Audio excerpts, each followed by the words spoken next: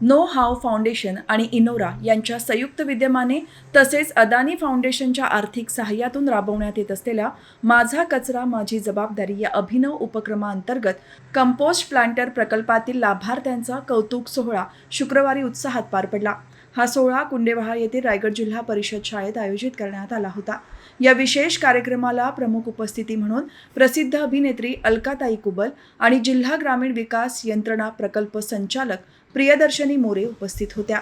या सोहळ्याचे अध्यक्षस्थान पनवेल पंचायत समितीच्या सभापती रंजना सदाशिव वासकर यांनी भूषवले। या प्रसंगी विविध क्षेत्रातील मान्यवर आणि प्रशासकीय अधिकारी उपस्थित होते।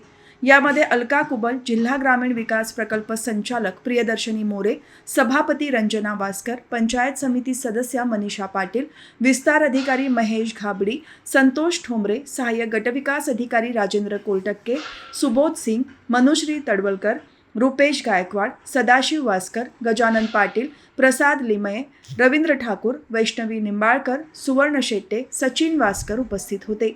हा संपूर्ण कार्यक्रम ग्रुप ग्रामपंचायत Kundewaha, know how foundation, Inora Pune आणि तेजस्विनी ग्रामसंघ कुंडेवाहा यांच्या सौजन्याने अत्यंत यशस्वीरित्या पार पडला। या उपक्रमामुळे परिसरातील कचरा व्यवस्थापनाला आणि पर्यावरणपूरक कंपोस्ट प्लांटर प्रकल्पाला मोठी चालना मिळत असल्याचे मान्यवरांनी आपल्या मनोगतात व्यक्त केले। आता आपण कचऱ्याचा आजार निर्माण केलाय आणि मग त्याच्यावरती औषधं काय आहेत हे शोधतो आहे। औषध खूप सोपं आहे। एक, कचऱ्यावरती सगळ्यात महत्त्वाचा पहिला उपाय कुठला असेल? कचराच करायचा नाही। तुम्हाला वाटेल मॅडम काय सांगतायत आणि काय अतिशयोक्तपूर्ण बोलतायत, पण मुळात जी गोष्ट निर्माणच नाही होणार ती विल्हेवाट लावायची वेळ येईल का? नाही। नंतर कचरा झालाच तर तो माझ्या घरात कमीत कमी कसा होईल हे बघणं खूप गरजेचं आहे। म्हणजे एखादी गोष्ट जी दुसऱ्यांदा, तिसऱ्यांदा, चौथ्यांदा वापरता येणं शक्य आहे ती तेवढ्यांदा वापरा। रियूज पहिला आहे, रिफ्यूज म्हणजे काही गोष्टींना नकार द्या। नंतर ज्या गोष्टी अपरिहार्यपणे घरात आलेल्या आहेत त्यांचा वारंवार वापर, त्यांच्या अगदी महत्तम उपयोगा इतका वापर करता येईल का हे बघा। आणि त्याच्यानंतर तिसरा जो पार्ट आहे तो रिसायकल।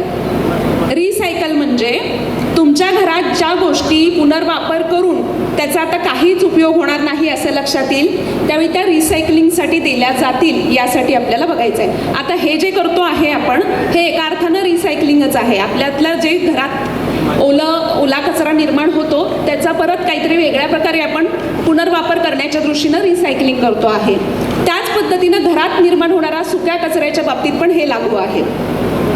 आणि कचऱ्याची विल्हेवाट ही परमनंट लागायची असेल तर घरातच कचऱ्याचं वर्गीकरण होणं सुद्धा गरजेचं आहे। समजा तुम्ही ओला कचरा आणि प्लॅस्टिक एकत्र दिलं तर त्याचं रिसायकलिंग होऊ शकेल का?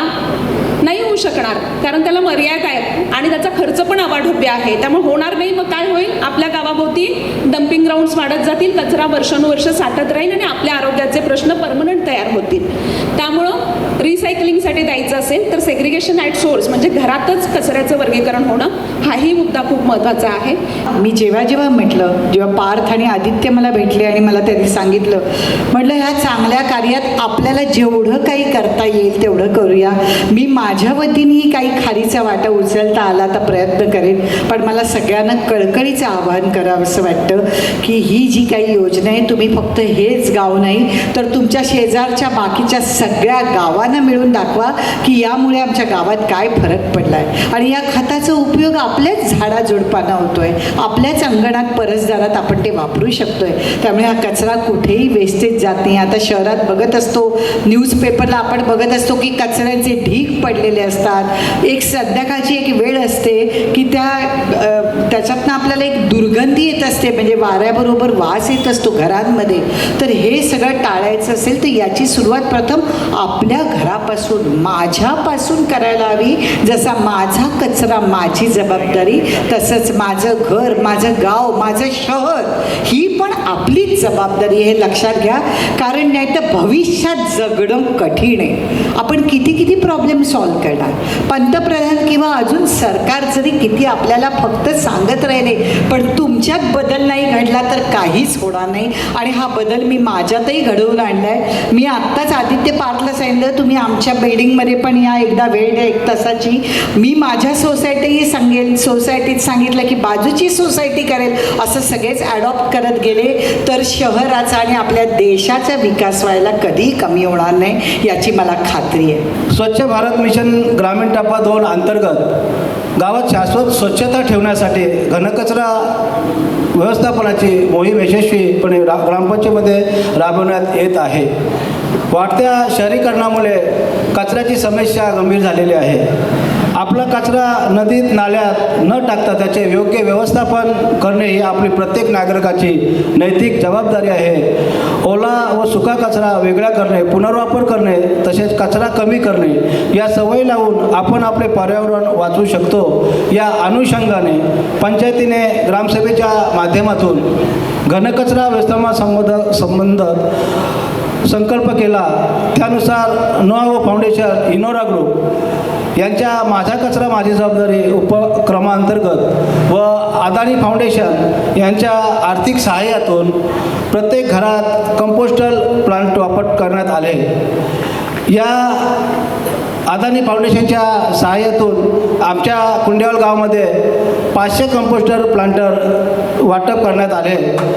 तसेच त्यांच्या या वापराबाबत नोआवो फाउंडेशन, इनोरा ग्रुप यांच्या वतीने योग्य मार्गदर्शन तसेच अचूक नियोजन करून घरगुती स्तरावर कचऱ्याचे कसे व्यवस्थापन करण्यात यावे आणि गावाने स्वच्छतेने एक महत्त्वाचे पाऊल पुढे टाकले आहे.